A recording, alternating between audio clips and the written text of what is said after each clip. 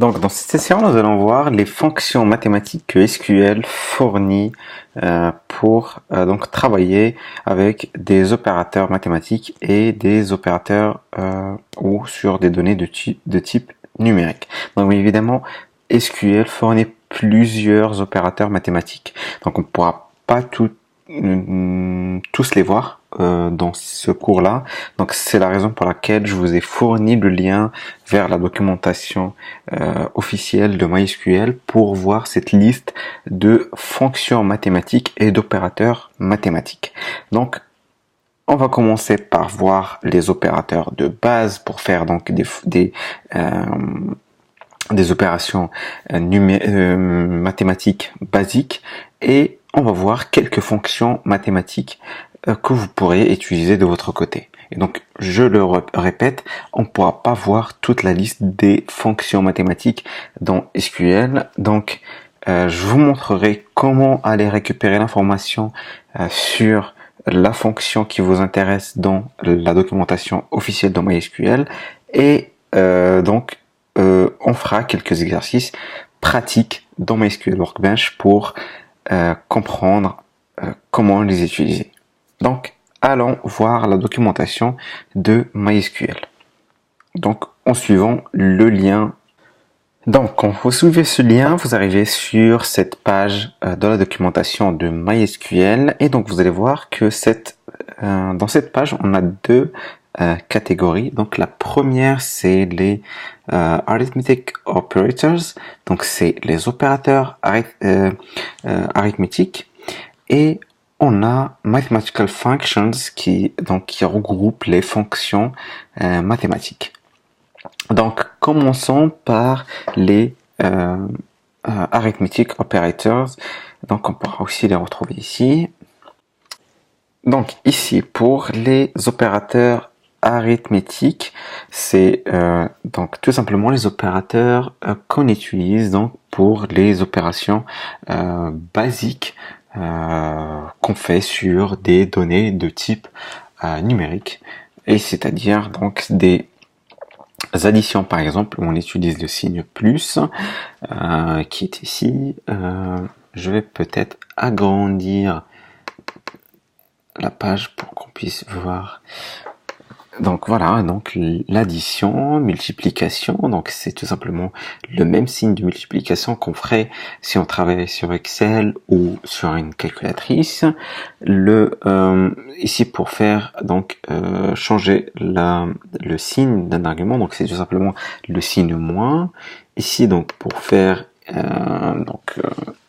le signe moins aussi, la division, le modulo, et ici la division d'intéger, c'est une notion que souvent on va pas forcément utiliser. En tout cas, moi je l'utilise pas forcément. Donc c'est tout simplement, j'utilise un opérateur de division simple. Donc voilà pour ces opérateurs arithmétiques. Donc allons dans MySQL Workbench pour faire quelques exercices sur ces opérateurs arithmétiques basiques. On va donc reprendre le même exemple que la session précédente, et on va travailler sur la table Payment.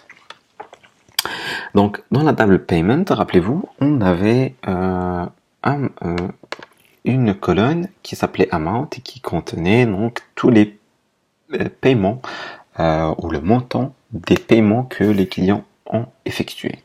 Et donc, supposons que par exemple, je souhaite donc diviser ça par 100.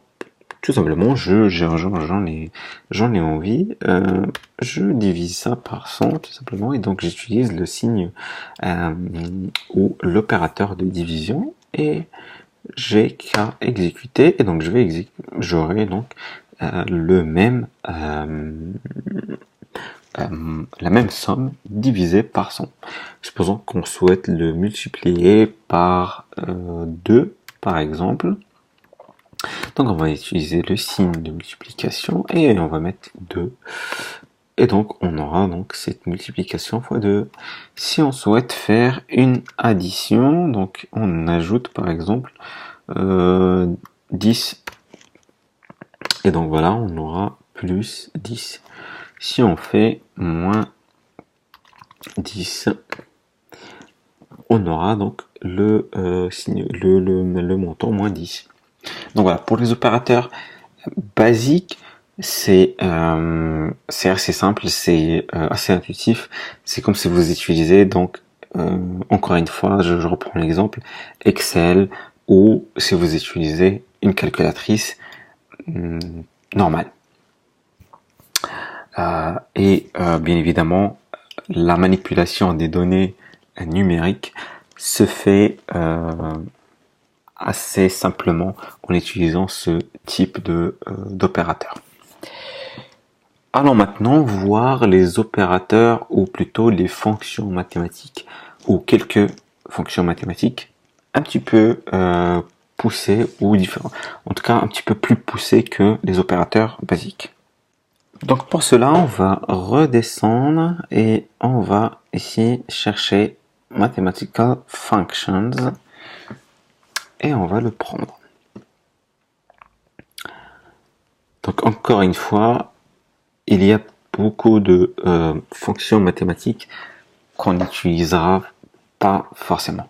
Donc voilà. Donc parmi ces fonctions, on a par exemple la fonction ABS qui permet de prendre la valeur ou de retourner la valeur absolue d'une valeur.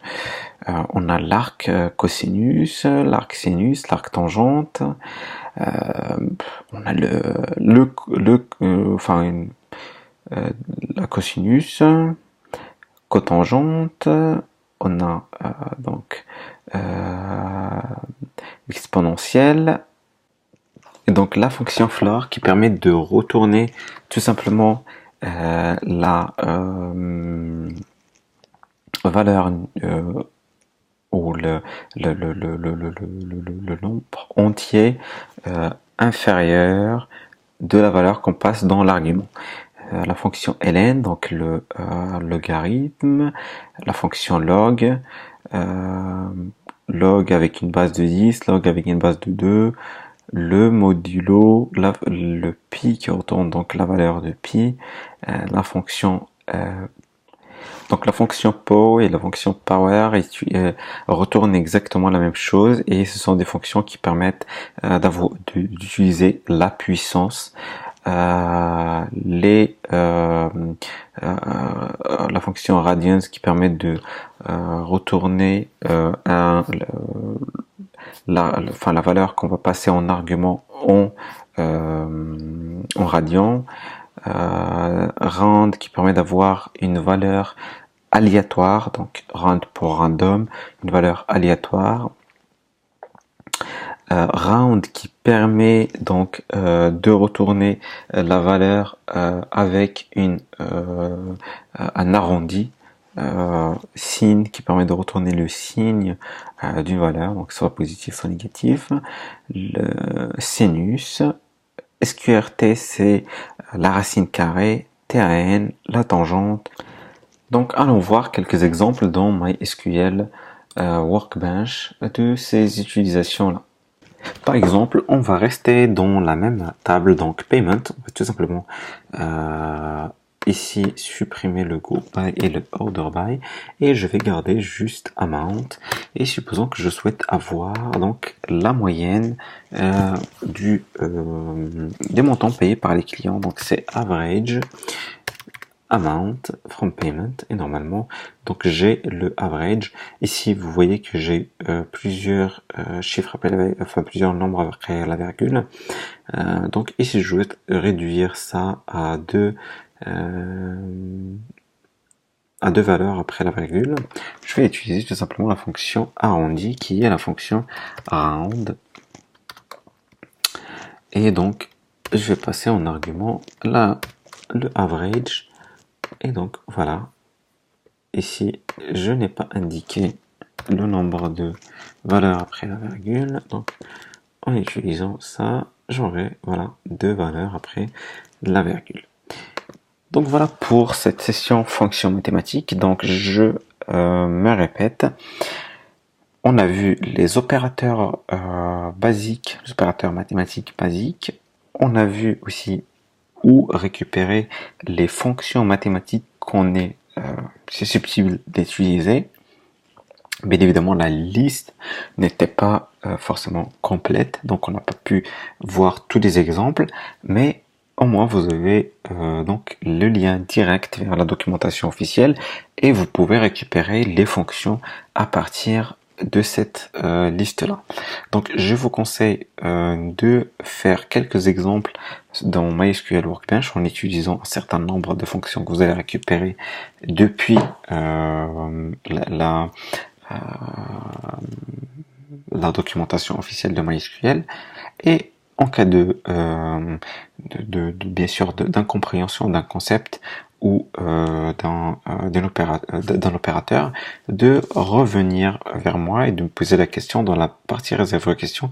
Je me ferai un plaisir de vous répondre. Donc merci et à la session suivante.